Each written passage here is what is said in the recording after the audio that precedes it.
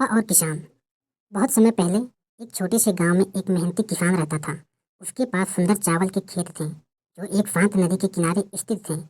नदी साफ बहती थी जिसमें बड़ी चमकीली मछलियां तैरती रहती थीं। किसान को अपने खेतों के काम और मछलियों से भरपूर नदी पर बहुत गर्व था।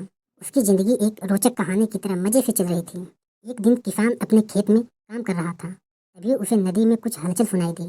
एक जिज्ञासु प्राणी एक लंबी नाक और टेढ़े मेढ़े दांतों के साथ पानी से बाहर निकला।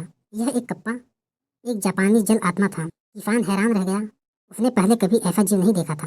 हालांकि कप्पा अजनबियों से डरते थे, लेकिन उसने कुछ स्वादिष्ट मछली खाने की उम्मीद में किसान से संपर्क किया। आपके पास बहुत सारी मछलियां हैं, कप्पा फुसफुसाया। क्या मैं एक ले सकता हूँ? किसान ने सोचा, यह दुष्ट लगता है, लेकिन यह सिर्फ एक छोटी मछली मांग रहा है, कोई नुकसान नहीं हो सकता। इसलिए उसने सहमति व्यक्त की। लेकिन हर दिन कप्पा ने एक और मछली के लिए कहा और फिर एक और, जब तक कि नदी में मुश्किल से कोई मछली बची थी। वह रोज किसान से मछली मांगता गया। किसान परेशान हो गया। उसे अपने परिवार के लिए भोजन चाहिए था।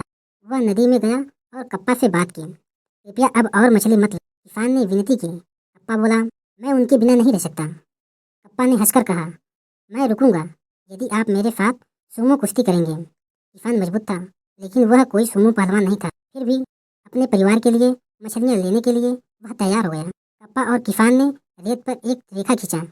वे घेरे के अंदर एक दूसरे की ओर बढ़े, झुके और हाथ पकड़ लिए। मैच शुरू हुआ और किसान ने जल्द ही खुद को पछाड़ता हुआ पाया। कप्पा बहुत अधिक शक्तिशाली था। जैसे ही कप्पा जीतने वाला था, किसान के पास एक विचार आया। उसने कप्पा के सिर पर लगे एक छोटे से कटोरे को देखा जो पानी से भरा हुआ था। किसान जानता था कि कप्पा को इस पानी को अपने सिर पर रखना पड़ता है। अगर यह नहीं होगा तो वो अपनी शक्ति खो देगा। उसने कप्पा को झुकाने के लिए एक चाल चली। जैसे ही कप्पा झुका, कटोरे से पानी निकल गया। कप्पा कमजोर हो गया और किसान ने उसे जल्दी ही नीचे गिरा दिया।